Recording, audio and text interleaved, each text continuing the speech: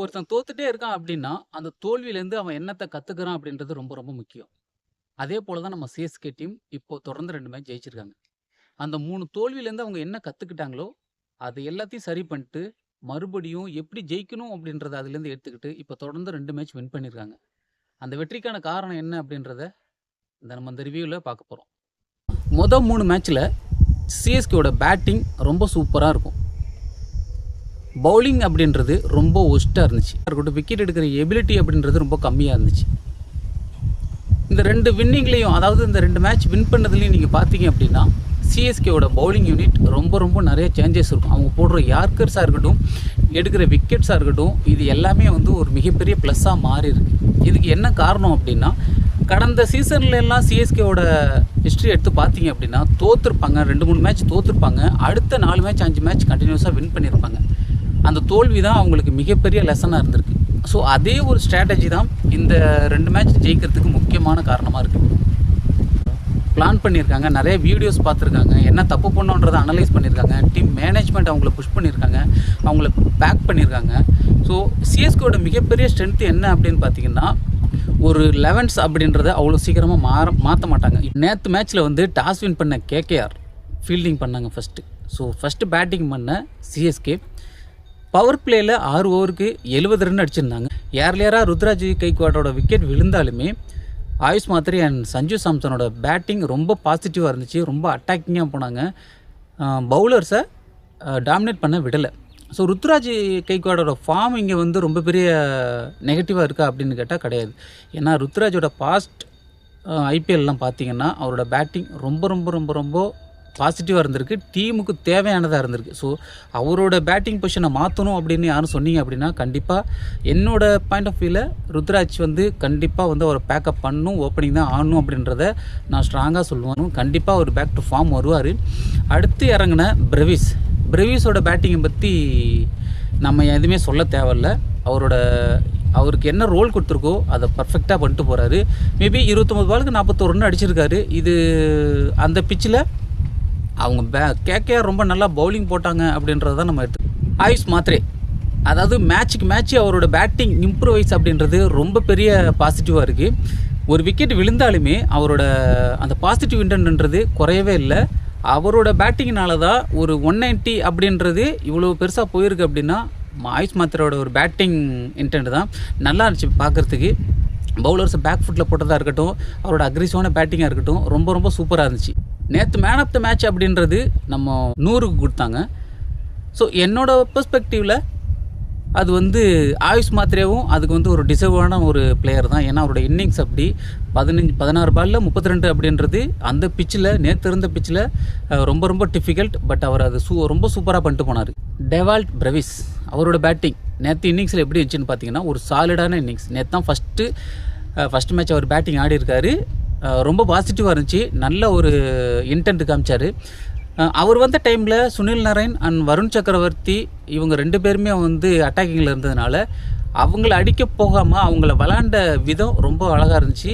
Sanju சாம்சனோட batting ரொம்ப ஒரு 3 ஃபெயிலியருக்கு அப்புறம் 2 சக்ஸஸ் அப்படின்றது. சஞ்சு சாம்சனோட ஃபார்மை வந்து கிண்டல் பண்ணுறவங்க, அவரை ட்ரோல் பண்ணுறவங்கலாம் அது வந்து அவருக்கு வந்து ஒரு பேக் ஃபயர் ஆகுமான் அப்படின்னு பார்த்தீங்கன்னா கண்டிப்பாக ஆகாது. அவரோட பேட்டிங் மூலமாக அவர் கண்டிப்பாக அதுக்கு ஆன்சர் பண்ணிடுவார். அதை தான் இந்த மேட்ச்லையும் பண்ணார். சேட்டன் கண்டிப்பாக உங்களோட ஃபார்ம் பிளே ஆஃப்ஸ் வரைக்கும் கண்டினியூ ஆகணும். வி ஹோப் நீங்கள் அந்த பர்ஃபார்ம் பண்ணுவீங்க அப்படின்றத நாங்கள் நம்புகிறோம். சர்ஃபராஸ் கான் வந்து ஒரு டீம் மேனுங்க. அவரோட பர்சனல் மைல் ஸ்டோனுக்காக அவர் விளாட மாட்டார். கண்டிப்பாக அவரோட எஃபோர்ட் அப்படின்றது டீமுக்காக தான் இருக்கும். நேற்றும் அந்த மாதிரி ஒரு சாலிடான ஒரு இன்னிங்ஸ் தான் விளாண்டாரு. நல்ல ஒரு அட்டாக்கிங் இருந்துச்சு. ஸ்ட்ரைக் ரொட்டேட் பண்ணதாக இருக்கட்டும், சரி ஒரு ஸ்பின்னர்ஸை விளாண்ட விதமாக இருக்கட்டும், நல்ல ஒரு பேட்டிங் இன்டென்ட் இருந்துச்சு. ஸோ ஃபீல்டிங்கில் மட்டும் இன்னும் கொஞ்சம் பெட்டராக பண்ணிங்கன்னா நல்லாயிருக்கும். ஆல்வேஸ் பெட்டரான ஃபீல்டிங் பண்ணிகிட்ருக்கீங்க. பட் நேற்று ஒரு ட்ராப் இருந்துச்சு. அதையும் தவிர்த்துட்டா நல்ல டீமுக்கு எதிராக இதெல்லாம் பண்ணிங்க அப்படின்னா கண்டிப்பாக மேட்ச் மாறதுக்கு நிறைய சான்சஸ் இருக்குது. ஒட்டுமொத்தமாக பார்த்தீங்கன்னா சிஎஸ்கேவோட பேட்டிங் ஃபர்ஸ்ட் ஹாஃபில் ரொம்ப சூப்பராக இருந்துச்சு. அவங்க விளாண்ட விதம் வந்து 200க்கு மேலே போக வேண்டியது. பட் கேகேஆரோட பவுலர்ஸை நம்ம பாராட்டி தான் ஆகணும். பேக் ஹேட்டில் ரொம்ப ரொம்ப சூப்பராக போட்டாங்க. தியாகியாக இருக்கட்டும், அப்புறம் வந்து ஸ்பின்னர்ஸ் எல்லாமே வந்து ரொம்ப சூப்பராக போட்டாங்க. தியாகியோட யார்க்கர்ஸ் லாஸ்ட் ஓவர்லலாம் ரொம்ப சூப்பராக போட்டார் யார்கர்ஸ். அவர் எக்ஸிக்யூட் பண்ண விதமாக இருக்கட்டும் ரொம்ப நல்லா இருந்துச்சு. 20 ஓவர்ஸுக்கு 192 அடிச்சிருந்தாங்க சிஎஸ்கே. 193 டார்கெட். செகண்ட் ஹாஃபில் கேகேஆரோட பேட்டிங், அதாவது பேட்டிங் கேகேஆருக்கு ரொம்ப பெரிய கன்சர்னாக இருக்குது. யார் யார் எந்தெந்த ஆர்டரில் இறங்கணும் அப்படின்றது அந்த டீமுக்கு மேனேஜ்மெண்ட்டுக்கே ஒரு பெரிய டவுட்டாக இருக்குதுன்னு நினைக்கிறேன். மொதல் 3 மேட்ச் வந்து ரஹானே ஓப்பன் ஆனார். இந்த மேட்ச் வந்து 1 வந்தார். சுனில் நரேன் ஓப்பனிங் ஆடி இருக்கார். ஸோ அதுவே பெரிய மிஸ்ட்ரியாக இருக்குது கேகேஆரை பொறுத்த வரைக்கும். ஸோ அவங்க இன்னும் 9 மேட்ச்சில் 8 மேட்ச் ஜெயிச்சா தான் வந்து பிளே ஆஃப்ஸ் அப்படி அடுத்த ரவுண்டு அப்படின்றதே யோசிக்க முடியும். அது ரொம்ப பெரிய கஷ்டம். அது என்ன நடக்குது அப்படின்றத பார்க்கலாம். கேகேஆர் புதுசாக ஏலத்தில் எடுத்துருக்கிற ஃபின் ஆலன் என்ன ஆச்சு அவருக்கு? வேர்ல்டு கப்பில் செம்ம ஃபார்மில் இருந்தார். பிபிஎல்லில் ரொம்ப சூப்பராக பர்ஃபார்ம் பண்ணியிருக்காரு.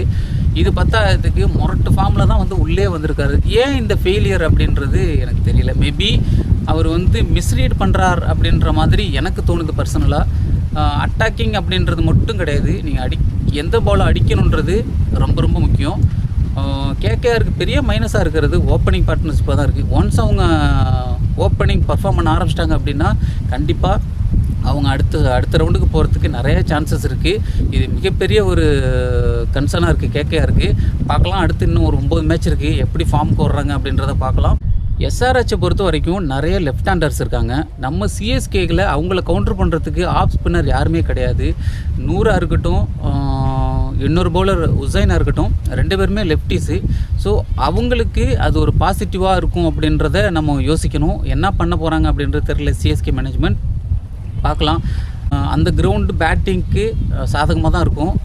சிஎஸ்கே என்ன பண்ண போகிறீங்க அப்படின்றது ஃபேனாக ரொம்ப எதிர்பார்ப்போடு இருக்கும்.